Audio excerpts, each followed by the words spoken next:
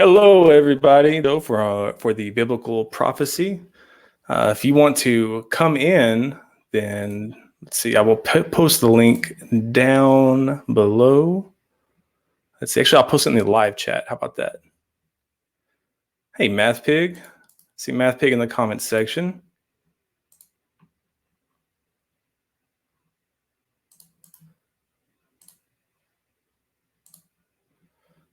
Hi, Nerdy Rodent, Iron Charioteer. You guys feel free to come in.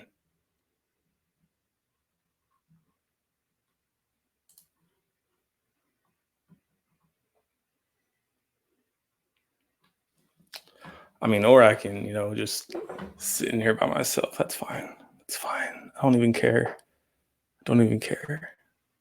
Actually, I do. What's up, Maynard Saves? There was a show to have an after show. Yeah. God hates us all. Thank you so much.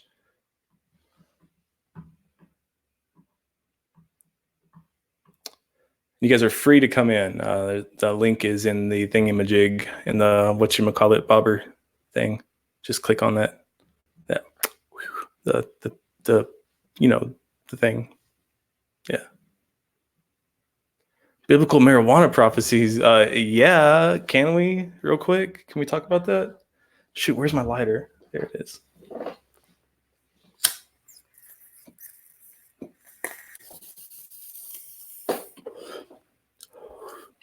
Let's talk about it.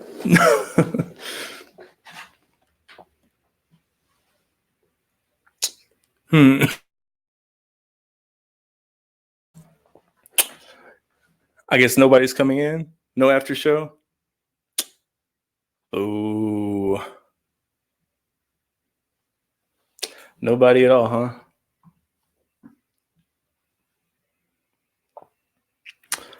All right. Well, we're gonna give it a few more minutes. If nobody comes on, we'll end it. But just want to thank everybody who was watching it on the Great Debate Community and on End Time. And thank you again to Ansgar Odinson and to Nicholas Suter for doing that.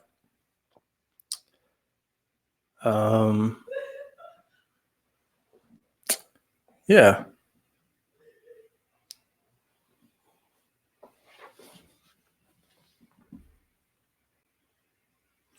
Oh, but I don't have anything to talk about. What do you guys want to talk about? We can talk about something.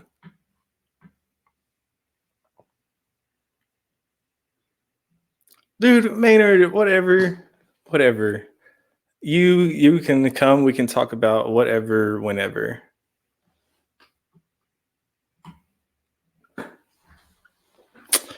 Oh, all right, Aryan Charioteer. Oh, and thank you for your comment earlier. Your question rather. I will be going live again tomorrow to review yet another SJ video. Actually, I'm deciding on whether or not I should go live or whether I should go live, do her video in a response to it in real time, or if I should just put together a short video without SJ. I know some people don't really like SJ or can stand to watch her. But yeah. So I don't know. What do you guys think? Do I use wax? No, I don't use wax. I use, where's it at? I don't know where it's at, but it's kind of like a clay, something like that. It's the same thing that I use on my hair because the mustache is crazy and it does its own thing. So yeah. What's coming up on the channel? Well, as you guys know, I've kind of changed things on the channel. I have a new intro up on the channel that's pretty sweet. You guys should go check it out. And I'm looking for a lot of input from the community as far as what people want to see. Ralph Ellis, author of Jesus, King of Edessa, is he a whack job? I have read Ralph Ellis. I don't think that he's a whack job, but Richard Carrier-ish, I guess, if that makes any sense. He has some good points, but he has some points that are just not, that I don't believe are derived from a scholarly point of view. We'll put it that way. She's a oh. um, I'm not going to disagree.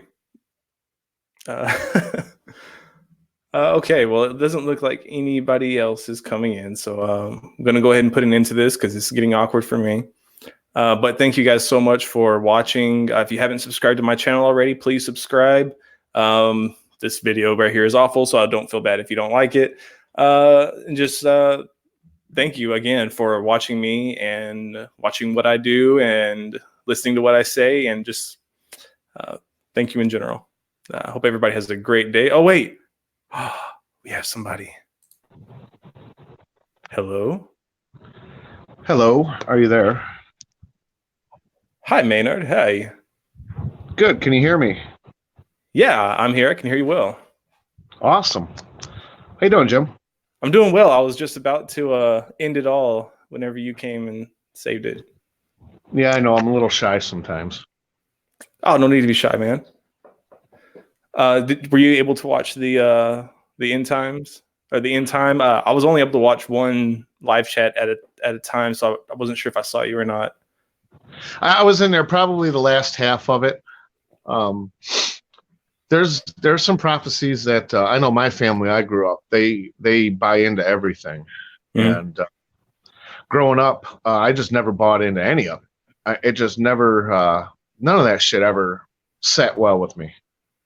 And they try to teach history and in church and all that kind of shit. And I'm always the guy wondering what they used to wipe their ass with, after they shit. And I get kicked out of Sunday school for shit like that. And but when it comes down to prophecies, I try to talk with them about it, and they're so I don't know how to say it. Like that. Hey, I think we have an echo on Joaquin's end. They just I don't know, man. They just buy into it, and it's like you said, you can probably put most prophecies to anything. You can find something else that it's right up the alley with it, and they're so vague and they don't get it. It's just this, I don't like to say blind faith because I guess it's kind of sounds redundant to me, but I don't know. I don't know how to say it. I'm flabbergasted at some of the shit they believe. Yeah. Especially when it comes to the same way. Tyre or Tyree, the city that shouldn't be there now, but it still is. Yeah. It was supposedly destroyed by Nebuchadnezzar, but it actually wasn't destroyed until about 250 years later by Alexander the Great. Well, and it said that it would be level to the ground, that nobody would be there, and that all of the people of Tyre, that whole culture would go away. And yet we know from historical and archaeological evidence that a lot of them actually were able to escape. And a lot of them were able to bribe Alexander the Great, a lot of the richer people. And we know that they established their own communities outside of Tyre. Yeah, it's a bunch of hogwash. Yep. I always wanted to know. I always argued with my family. I've been a pro-marijuana advocate for a long time.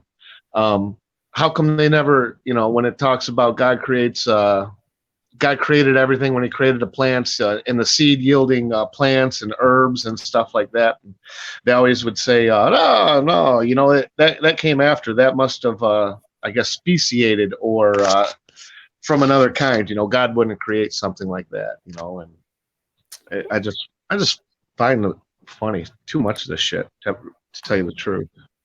Yeah, right. Well, and a lot of people don't even think about it, but what about things like poison ivy and poison oak and things that, and certain mushrooms, that you wouldn't really call them seed producing, but as far as mushrooms go, but certainly vines like, poison ivy and things like that, those aren't good. Right. Mushrooms is up my alley. I'm a amateur mycologist, so. Really? Yeah, I love mushrooms. I'm a mushroom head. That's really cool.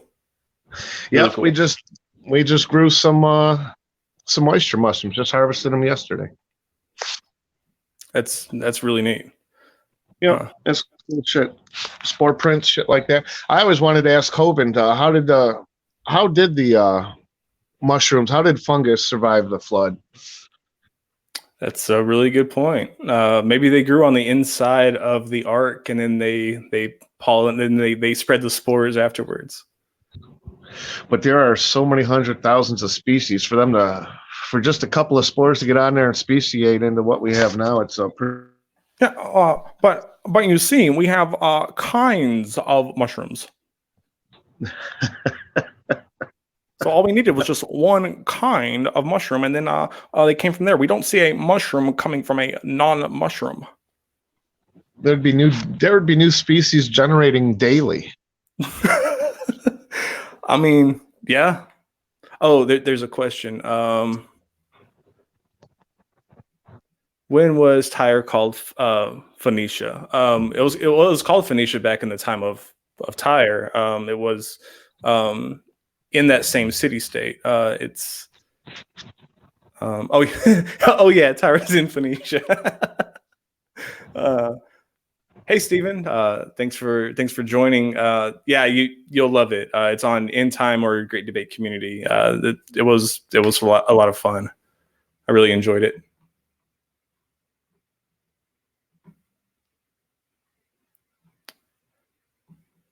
Oh, let's see. Oh, there you are. Hey, Joaquin. Hey, how's it going? Good. Thanks for joining. Oh yeah, man. Thank you for doing that broadcast. That was fun to listen to.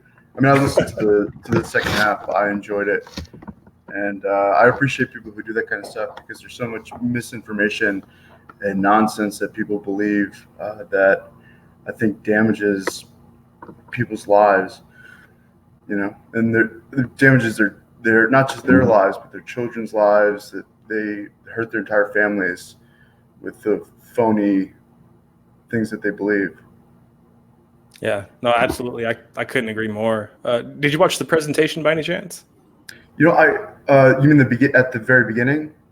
Yeah, I caught it about halfway through. I'm sorry, I missed it.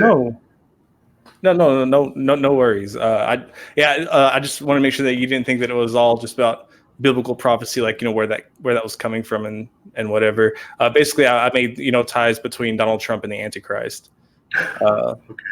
And so that was and it was just to show how easy it is to apply ambiguous text to a person and say, oh well, this person is the Messiah or this person is the Antichrist, and to be able to do that post hoc.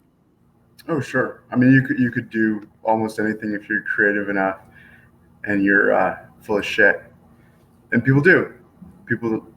I mean, and people make money off of it too.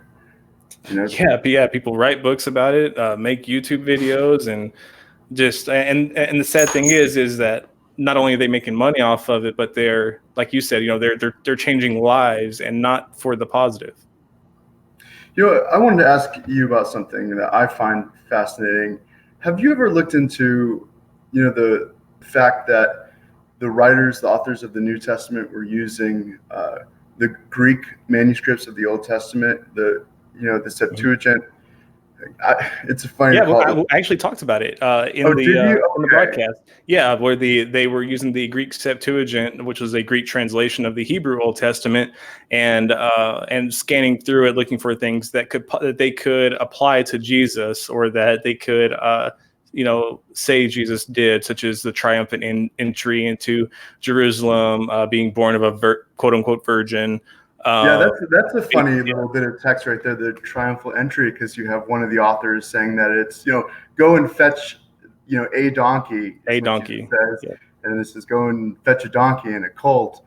And then you backtrack into the Old Testament and you find out like, oh, there's a Hebrew parallelism there that the author just misunderstood. Matthew, it looks like he misunderstood, thought it was two, throws in a second donkey in there. And there's just no way of really reconciling them.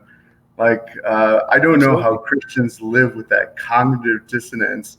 It's because they say it's not a contradiction, because it doesn't say that. Because in the other one, it says that they only went and untied one donkey. In fact, the cult wasn't even there; like it was just one donkey. And so they say, oh well, it doesn't say that they didn't get two donkeys. Well, you can't have either Jesus said, go and fetch me a donkey, or he said, go and fetch me a donkey and a colt with her. Like, he couldn't have said both things at the same place and time in history. It's just, it doesn't work like that. Either the text accurately recorded what Jesus said, or it wasn't accurate in what. Right. And Matthew would never had to have taken it from the Old Testament had it actually happened. Matthew would have had to have taken text from Hosea, like Hosea 11:1, where it says, "Out of Egypt did I call my son," just repeating an old prophecy. Never would Matthew have to talk about Herod killing the massacre of the innocents, which doesn't exist in any other gospel. It's creative writing. I mean, there are many places where Matthew wasn't and didn't have any sources, but he's writing as if he did, and as if you were standing there, like listening to what Jesus, said to Herod, or right. Well, and you have like Luke, who takes some of the things that Mark and Matthew said and then mixes them up chronologically, where certain things are being said at a certain time. The Sermon on the Mount is a good example. The Sermon on the Mount in Luke has so many more things in it than it does anywhere else, and it takes place at a different time. Yeah, I was just talking to it. I stopped to talk to a Jehovah's Witness who's standing on the corner handing out these little, their little Watchtower tracts, and I talked about that with him briefly. This was just the day before yesterday. Oh, that was such a frustrating conversation, because I've just never met somebody that was so like uninterested in their own, like they didn't, like I said, I was talking to them about annihilationism for a second. I said, "Are Jehovah's Witnesses, you're an annihilationist, right? You believe in conditional immortality?" And he goes, "I don't need those, terms. I don't need to know those terms. I've got, I know that when the wicked die, when they're judged, that they'll either come to eternal life or they won't."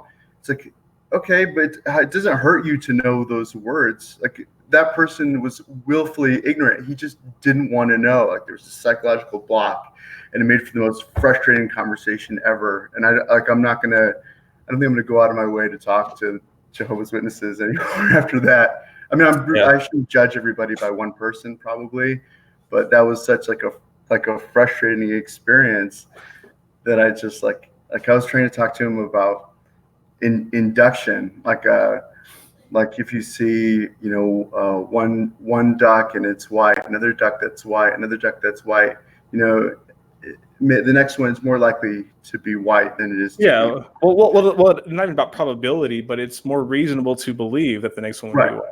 That's what I mean. And he goes, "I don't need, this philosophy stuff. I don't need it. I have, it's like, jeez, man. He didn't want to know about it.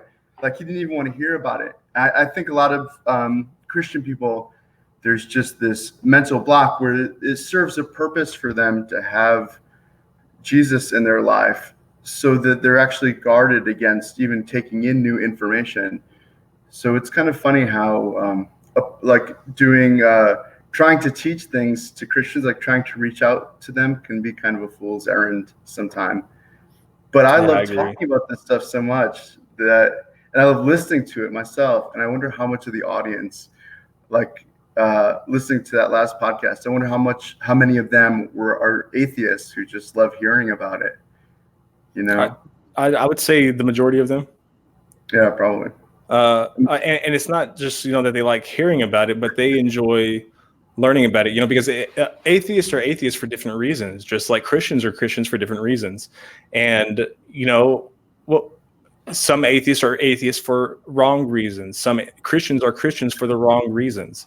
There are a lot of atheists who immediately swing to the Jesus mythicist position, and they won't even consider that Jesus may have been a historical person. They just automatically say, no, Jesus was not real. The entire Bible is false. The entire Bible is fake. There's no historical accuracy in the Bible. Things of that nature that are just completely ignorant, even though they may be well intended. It's misrepresentation of the text, and it I think it's best that if we have an argument to be made, that we make it with as much integrity as possible and as much factual information as possible. So I take that you're not a mythicist. No, I'm not a mythicist. No. Do you, like, if you had to put a probability on it, like say there's 100% chance that Jesus existed? Really? I would say there's probably I'd say about 80% chance. I made about 80% confident that Jesus was a historical person. Where do you have to be, do you think, to fall into the mythicist camp? Because 49. 49? Okay. Because I feel like there's probably no way to really know. Like, and I think You mean no, like empirically? No. Yeah, well, yeah, sure. no, for certain, or even with much. Yeah, much, well, like even people like Tiberius, like we can't know for certain that Tiberius existed. If we talk about certainty, certainty being 100%, can we 100% know that anybody in history existed? Yeah, I mean, and the other thought I have about it is that, like, Jesus is probably so fabricated as a character. Like, there's so much that goes into his identity that's fabricated, that to me it doesn't really mean that much to say that Jesus was real. I agree. We know so little about who he really was. I mean, I don't, like, he might as well be a myth, I think. And well, yeah, he has been mythologized, highly mythologized. But it's something that we see in Greco-Roman culture. In all of the Greek bios, or the Greek biographies, we see people being mythologized. There's a lot of Homeric text by Homer, the Iliad and the Odyssey, who are based on real historical people, but are so highly mythologized that it's hard to distinguish fact from fantasy. But that doesn't mean that we throw out the baby with the bathwater. And it's the same thing with Jesus. I think that we can look at external text and scriptural evidence and find where the different accounts cross, where they do line up on the graph, and say, okay, well, they all agree on these points, so therefore there has to be some truth to this claim. Yeah, but it does seem like the sources have been so heavily, toyed with after time that it's kind of really hard, I think, to pinpoint, what is original and like, I imagine they're probably all drawing from, or a lot of it is drawing from older texts that don't even exist anymore, and we don't know, how much they tweaked from the original text. Even, like, they talk about, some people talk about, like, a Q source that we don't have. Yeah, I'm not a big fan of that hypothesis. I think that we can just deal with a two source hypothesis and be fine with that. I'm sort of interested, or I think that maybe there were, like, older, like, Jewish sources, maybe, that some of these texts are drawing from. Like, I don't know. I haven't. Look, what happened to me was I started to figure out in my own head that there was this separation between the Jewish Christians, like, who were led by James, or at least, this is what I'm piecing together from the Bible and from Christian historians. And then there's this sort of breakaway sect of, like, Pauline Christians, who are Gentile Christians, who sort of have made Christianity softer so that, they could sell it easily to the Gentiles. And I don't wonder if those Jewish Christians had their own texts that were different, that were sort of modified over time. I don't really know. And that's the thing. I don't know if anyone really knows, because we don't have them anymore. Right. And a lot of church history can't be trusted. Well, there were a lot of different sects of Christianity that developed around the same time. But as far as the Gentiles go, you are right. They didn't start preaching to the Gentiles until Paul's time. And we see like First Corinthians, for example. You see some of the Pauline writings, and we do Christology between Paul and what the gospel writers wrote, such as, like, the risen Jesus. Paul writes about a spiritual resurrection, whereas the gospel authors are writing about a bodily resurrection. So we see that Paul heard stories about Christianity, and he applied his own interpretation and his own perspective on it.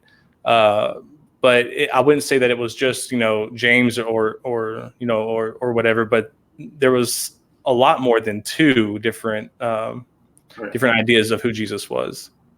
No, I bet that there were. I mean, I could be wrong, but I imagine that Gnosticism probably goes back farther than some Christians would like us to believe.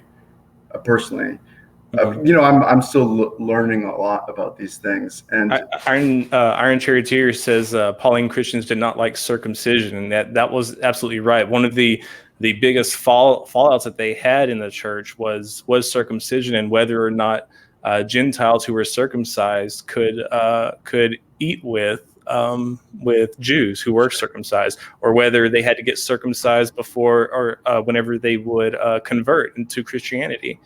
Because it was really hard to convince a bunch of men already stable in their religion to say, hey, come over to this side, but you got to cut the tip of your dick off first. They're like, maybe if we take that out, we might get more converts.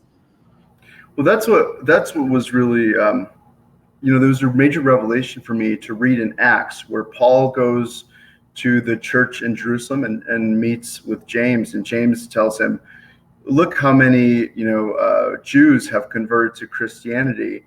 And they all believe in the oral Torah, right? Yeah. And they believe that you're teaching that Jews don't need to follow the oral Torah. And then he tells them to go take part in a sacrifice at the temple, like a Nazarite vow. But if you are reading the letters, you can find all these different examples where Paul is teaching against Jewish oral Torah. And what you just said was one good example of that. It's Jewish tradition, for them to separate from Gentiles. Right. You can't sell, it's not going to be easy to sell a Jewish Christianity to Gentiles if they think they have to cut off their foreskin. Yeah, so exactly. Paul had to make it easy.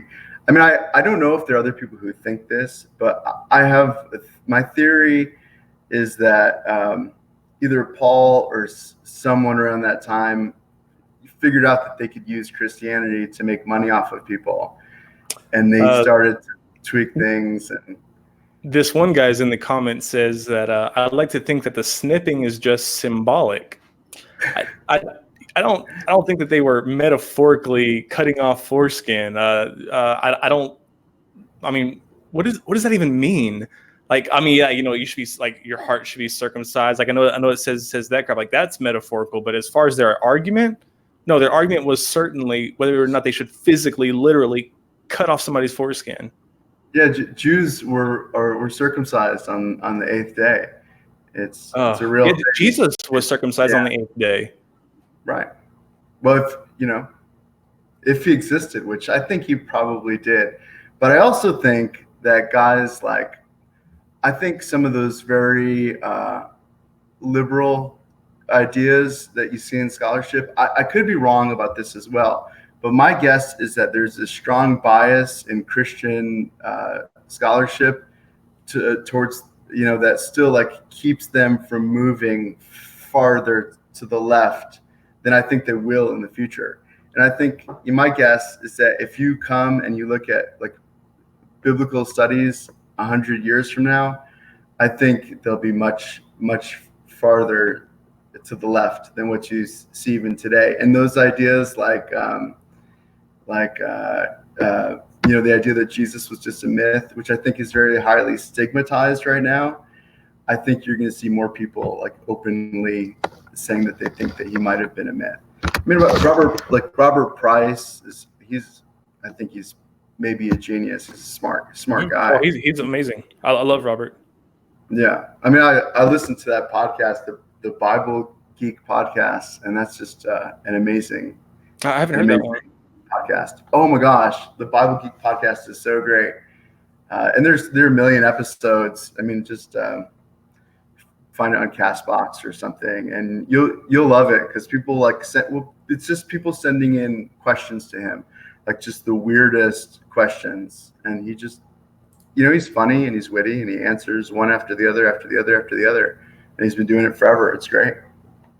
Yeah, I really enjoy him and his arguments. But the Jesus mythicism, you have some really strong proponents of. You have people like Fitzgerald and Carrier. Those are the big names. Those great. I mean, but to me, they really do the scholarly community a disservice, because they contribute a lot and they have a lot to contribute, but they put so much in this Acaria-esque type of scholarship. It's I don't know if you know who that is. The Acaria-esque. She was a very she wrote what was it called? The Christ. I can't remember, but she was a very, very famous Jesus mythicist, and it's where they get a lot of the bad arguments from. The whole, there's all these list of dying and rising gods that really aren't dying and rising gods, or these gods that were supposedly crucified or that were born on December 25th, or yada yada yada, that aren't true, or like Richard Carrier with his cosmic sperm bank idea. Like, it's just ridiculous. Yeah, I remember. DM. She also goes by DM Murdoch. I'm not too familiar. Murdoch. I think she passed away a few years ago. Well, I do think that they probably hurt their own reputations by some of their arguments. I mean, you would think that, but they have a lot of success, and they're widely popular for their arguments. But I think that is a bad thing, because that's why they're popular. They're popular for the wrong reasons. So to the point to where they can't go back on their claims. If they go back on their claims, and then they're just forfeiting their success and their following, because that's why they're followed. But at the same time, like, I think it sort of pushes scholarship ahead to be able to say things that maybe other people might laugh at, Like, well, it's not laugh at though, but it's saying things that are not true. Yeah, no, but like the overall idea that maybe Jesus was a myth. I mean, there's no real way of knowing, and over time, maybe the views of people will change, and even though people look down at it now, maybe they won't in the future. I mean, I don't know. I'm like, if I had to put a number on it, I think that's probably a 75-80% chance that there was an actual person that Jesus is based on, but it actually may have been more than one person. And the reason I say that is not because of so many arguments that I've heard from people who argue against the mythicists, but it's because I was kind of interested for a long time. I've been interested for a long time in Rebbe Schneerson, the Lubavitcher Rebbe, who passed away, I think in the late 90s. I have a terrible memory. And a lot of his followers imagined that he was still they thought he was the Messiah, and then he died, and then they thought he was still the Messiah, even though he passed away. And I think to myself, well, it's not impossible that there could have been some itinerant preacher, leader who passed away, and then his followers continued to think that he was very, very special and continued to revere him. And that just over time, it morphed into something totally different with the move. I think the movement of pushing Christianity to the Gentiles, I think probably changed the face of it so much, like more than we probably can imagine. And I don't think. Well, yeah, it did, but whether or not that's a good thing is the question. Like, if you're leading a person to a belief, like, even if it's, if you lead people to biblical scholarship, is it good to lead them under false pretenses or with false information? And that's the problem that I have, is that I believe that it's better for you to lead somebody to biblical scholarship with arguments that have integrity, rather than with bad arguments. Like me, for example, there were a lot of atheist arguments that I believed before I did my research on that I accepted. That I was like, okay, that sounds right. So I'm just going to accept that. But and that led me to researching it later, because somebody called me out on it, and I was like, well, okay, well, maybe I need to check more into this. So, but I believe that would have been better for me to have been led to that by somebody saying, hey, this is the best argument to make. And I would say the same thing to Christians who are trying to support their belief or trying to defend their belief. Do it with integrity, because if you would lead people to Christianity, you want to lead them to Christianity through truth, through true things. You know, if you lead somebody to Christianity through deception and falsehood, is it worth it? And we have Nicholas Lamar Suter. Thank you, sir, for joining. Oh, my pleasure. Oh, my pleasure. Sorry, I am late. No worries, no worries. We were just on In Time and Great Debate Community doing the biblical prophecy with Nick and Ansgar. It was a genuine pleasure to have you. Thank you so much for coming. We had a blast. And it's fun to listen to as an audience member. Yep. Well, thank you. No, I wanted to have him on for a while, and we've been talking about it. Of course, it's a new show, but we always knew we were going to have him on. But we had seen a little bit of his Trump thing before, and we're like, okay, we're featuring that. He's going to come in with that, and we're gonna leverage that into a show. And I'm really glad we did it, and I'm glad he was available. And we're going to have him back, but that one was just and we just. The fact is, also I can see the back end on both the GDC and our channel, and it did well, and it did well, I think, because it was he carried it. I think he did a great job. So I enjoyed that one. Here in the chat says, review the video I sent you by Pastor Kyle Butt. It's the first video recommendation that I've had, and the first one that I've had by Iron Charioteer, obviously. And so, it being who it is, I'm going to review it sight unseen tomorrow. Oh. So we'll do that. You know, I saw the show about Trump, and I enjoyed it. I wish, though, that you had some like real Trumpian, trumpet to argue, just for a little bit of fire there. That's one of the things. If anybody does want to argue it, I'm happy to debate it. My money's gonna be on Jim. That was really good. No, but it's like, even though G-Man isn't really very good at debating, I think it's still sort of fun to watch him there, like, get excited and make makes arguments. Oh no, I have high. I mean, I know I'm on Nick's channel, but I have higher standards than G-Man. I have fun watching it. Apparently non sequitur doesn't, but okay. Yeah, they just had him on Modern Day Debate as well. After the non sequitur weirdness. I can't believe that. Like, that just, like, I mean, why? I've only seen him once or twice. I haven't seen much of him. I mean, he's an interesting character, and he's the first time I met him was hilarious. We were in a live stream. It was me and Aaron Ra and Mr. Intelligent Design and G-Man. I saw that. That was really funny. You saw that? Where was that? Literally, Aaron Ra smacks his mic and just walks off. Like, he's just done with it. Yeah, they're both like very. They're both a little extra, and I love them for it. Like, I like the excitement. I like it when G-Man gets mad. It makes me. It keeps me entertained. I love a good dumpster fire. I don't know if that makes me bad. I know people love dumpster fires, but I don't. Like, I just. Really? Yeah. And it's so hard being a YouTuber, like being a content creator and not liking dumpster fires. It's like, well, do you like views? Yeah.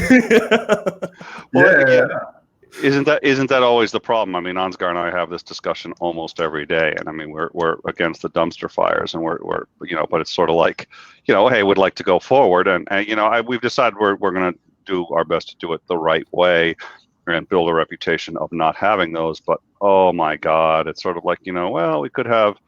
I mean, G-Man is basically the equivalent of Britney Spears when she was being carted away in an ambulance, having shaved her hair off. I mean, that's G-Man on an average day. That was one of the things that was so great about the Non Sequitur show, was that it was this perfect combination of like really brilliant people and these great discussions, and then these real flaming morons. And there'd just be these like occasional dumpster fire. That's like, I think that's the way to go. And I miss it terribly. I do. I don't know why Kyle thought that I don't know. I'm sure y'all talked that to death. Next topic. Jim, what content are you planning on putting on here? Other than you're going to platform G-Man, we've already got that set. So no, I will not platform G-Man. I just want to platform ideas and people who are here to contribute to the progression of the conversation. I don't want to just have a discussion for the sake of the discussion. I want to have a conversation that progresses it, that we move forward from where we are. I feel like the atheist community and the biblical scholar community and the people who follow, not the biblical scholar community, but rather the people who follow it, have stagnated in a sense, in that they are stuck in their ways. And I just want to just bring about discussions that make people think, that make people that might question their presuppositions. I think that's an excellent idea. I think my concern is that it's intelligent, and that's not a recipe for success on any broadcast platform. But I applaud it. I discovered recently that I think YouTube has a lot of children on it. Maybe you should make some children's content. I think that's where the big money is, from what I hear. It is, and I said that to my wife. I was just like, okay, In Time is actually, it's only 3 weeks old. It's starting to actually make money. It's making money already at 3 weeks. It's like $3 more a week than it costs to produce, but it's making money. But I told her, I was like, we're not making like 11 or 12-year-old money. A 12-year-old on YouTube will make $4 million. I think the highest ranking of the highest income of anybody on YouTube is a like an 11-year-old is doing gamer videos, and it's just sort of like, okay. Maybe that's the secret. Maybe it's atheism for preteens, preteen atheism show, like a Bible study, like an anti-Bible study. I have an idea. People can send me expensive things, and I'll unbox them and review them. I was gonna say the unboxing videos are big. The unboxing videos, my girls started watching those. I was like, really? And they just would watch those for hours. I was like, this can't be a thing. And I look, and sure enough, those are the biggest videos.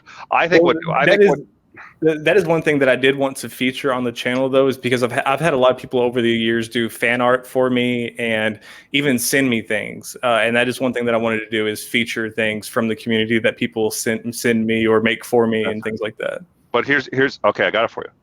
All right, ladies and gentlemen, today we're going to be unboxing this. Now, here's what we're going to be looking at the Bible today, ladies and gentlemen. He can have an unboxing video. I'm sure. He's going to get out his like Rembrandt Bible. It's like gold. He can unbox, but that'll be it. He'll be unboxing. Jim, I think we lost him. I'm very worried about the condition of this. You don't want to do unboxing? Well, somebody will send you a Rembrandt Bible, and you can sit there and we can go over all the gory photos. Alias Fake Name says that the animals sell views. Maybe I should just bring a goat in, and just have, the mustache and the goat. Well, I think that's a good idea, but Ansgar couldn't make the stream today. He will try to come in. Please, nobody in the live chat tell Ansgar I did that joke. Please, nobody. Actually, I think Ansgar's in the live chat. Oh, good. Yeah. So nobody has to tell him. That's great. Nobody has to tell him because he saw it. Great. Yeah. Yep. I hope you're happy, Nick. I won't be when I get the call from Ansgar. Are you saying I'm a goat? Well, at least you didn't say I was the mustache. But if anybody has any suggestions on what to do, you can put it in the comment section below. Tony Designs, I do plan on making a Discord as soon as I learn how to make a Discord. We are gonna help him make a Discord, and he's gonna drop in on our Discord, because that's the price of helping him make one. We're gonna teach him and dropping in on I already do. Oh, well, there you go. That shows you how often I'm in our Discord. Who would I like to interview on my channel? That's a question from Iron Charioteer. I don't make this sound bad, but I don't know that I would like to interview many people on my channel. Maybe somebody of prestige, somebody who is very knowledgeable, somebody who's maybe handsome, just as far away from Nick Suter as you can get, basically. Oh! Okay. I'm really glad I came now. This is good. This was a good decision. So Nick, we heard you went on to Jim's channel and got smacked around a bit. Yep. That was my afternoon. Thank you. Oh man, I'm sorry. You were setting me up for it. I just couldn't. You know, it's like I'm trying to go downhill and you're pushing me back up to the edge. I'm like, I'll jump, Nick. I'll do it. Yeah, well, I know I'm setting up the dumpster fires. This is already headed in that direction. I think this is. Yeah. I still think so. Anybody who has not subscribed, he said, and he said this. I have this on tape. He said, that's how old I am, as I refer to videos as tape. He has said that with 1,000 subs, he will shave the mustache. Now, I honestly, really, if we are being honest, I do not want to see the mustache go. I really don't. But he can grow it back, and just to force him to do it just once is. It only takes like 3 weeks. Like 3 What? weeks. What I want to ask you, we are now doing a telethon for Jim Majors, and what I want to ask you is, what is shaving his mustache worth to you? What are you willing to pay to see him shave his mustache? I am willing to go to all my friends and say, please subscribe to Jim Majors today, and with your subscription comes a chance at him shaving off that mustache. I think it's worth it. I hope we all do it, and I am willing to. I'm going to contact Cirrus, Ocean, Steve, anybody who owes me a favor, which is probably none of those people, and anyone who likes me, which is probably also none of those people. But I have their contact information, and I'm going to say, do you want to see Jim's mustache gone? Just for a day. I will take subs or dollars. Or dollars. So, Jim, what kind of content are you going to have? Are you going to have like conversations with people, any kind of like a debate? I mean, is it going to be people who you mostly agree with? Or I will be posting my debates that I do on channels that are for debating. But as far as my channel itself, it's all different playlists, of course. But I'll be doing some response videos. But for the most part, it's going to be original content that's topical. So just on different biblical subject matters, just breaking them down. You impressed the living daylights out of Ansgar, who says hello, by the way. But Ansgar was just like, holy shit. I was like, yeah, Jim knows what he's doing. That's funny, man. I'm glad he enjoyed it. We both did. And you can tell this is one of the things we want to do is have on, just like what you're doing, we want to have on things that we enjoy. And it was oh my God, it was a lot of fun. Yeah, that was a lot of fun. For anybody who missed it, I made a presentation that I think is very compelling to show that Donald Trump is the Antichrist. For those who haven't seen it, go and check out Nick Suter's channel, In Time, and subscribe to that. Nick can put a link in the live chat, or I can put it in the description below. But check that out for sure. I'll get the link. Was there a time, Jim, where you did believe in Christian prophecy? Or are you a former Christian who has deconverted? Yeah. What made you deconvert? What made you? I'm sorry? What made you leave the faith? Was it because of prophecy, or was it some other reason? I just wanted to sin. Uh,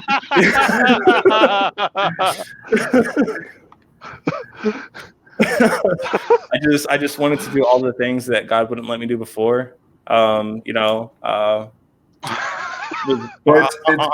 completely honest with you, I was just really curious about anal. That's just what it all comes down to.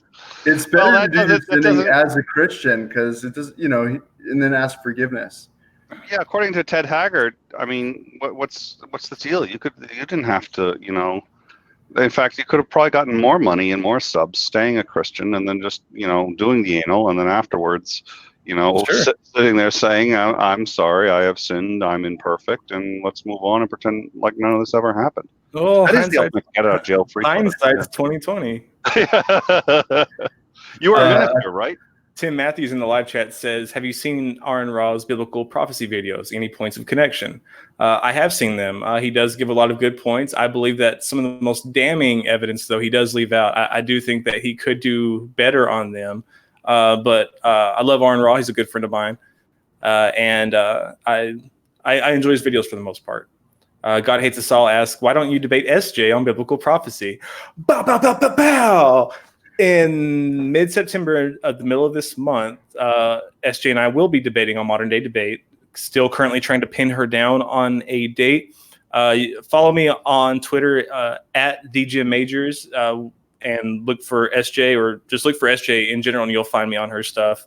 I'm trying to pin her down on a date, but we haven't quite got there yet. You know who makes really good I'm going to be watching that. videos is Tovia Singer. I really enjoy those. Yeah, I like Tovia Singer a lot. I feel like he can make better arguments, but but it's great to see it's great to see those things through a Jewish person's eyes, because I mean, you can see he's offended by some of the things that Christians have done to his Bible. But if you look at Judaism, Judaism has changed over the years. Tovia Singer's Judaism is not the same as First Temple Judaism. Mind Onion asks, who is more right about the OT, Jews or Christians or Mormons or Muslims? None of them, I would say, are right about the Old Testament.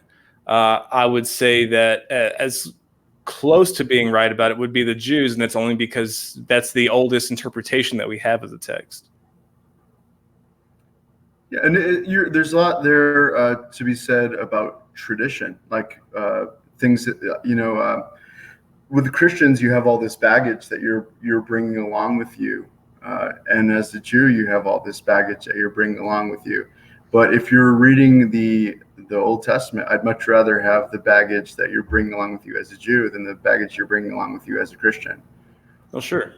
Well, and you also have more doctrine with the Christians, and then with the Mormons, you have even more doctrine. The same thing with the Muslims. It's not just the Old Testament, but now we have something else that we have that claims to be just as true as the Old Testament, that we have to figure out some way of making them mesh. There are a lot of religions that it just inserted another book into the canon, and and there will be more in the future. I guess we went out for a second. Sorry to everybody that happened to. I don't know what happened. It's probably StreamYard. Yeah, they're still in beta, but they looks pretty good for. Yeah. If it works, it works. I guess it's working. So what? But yeah, we're not going to be on here too much longer. But is there any suggestions for the channel that anybody has, or anything they want to say about the topic? More dumpster fires. More dumpster fires. I will definitely take that into consideration. You know what? I'd love to chat with you a bit about it. I know you've spoken with Ansgar about it too, but I think anything really that speaks to who you are and and I think mirroring those debates and putting them up here, I've been doing that for a while on my channel, and you know what? It's only got like 300, 400 subs from that, but you know what? I'm happy with it, and I get people commenting on the debates all the time, and yeah. It's a lot of fun and well worth it. So well, I just want to place for everybody who enjoys what I do in my debates, stuff like that, just to have a central place that they can go to get them, because I do debate on so many different platforms. I think that's a good idea. But yeah, thank you guys for coming. Joaquin, you have anything you want to plug? No, I'm just here for fun. Okay, Joaquin's just here for the fun. So if you're here for the fun too, like and subscribe. Nick Suter, I know you got some stuff that you want to plug, and I'm not going to let you. So thanks for that, everybody. No, I'm just kidding. Go ahead, man. Well, I guess my own channel, Nicholas Lamar Suter, and I've got a lot of my stuff usually dealing with philosophy, anti-theism, stuff like that. Also have, of course, In Time, which is the new channel where we do news, sometimes breaking news, and a lot of interesting stories. Sometimes they're really good, and sometimes, like today, we bring on kind of quasi guests that you sit there and wonder, is this channel going anywhere? But we did the best we could with today's guest. But in general, usually we do good work. Usually. Yeah. I think I can agree with that. I enjoy the show. That's awesome. Thank you very much. Well, thank you guys so much for coming. Thank you for watching, and we will see you all next time. I think we're out, or we're almost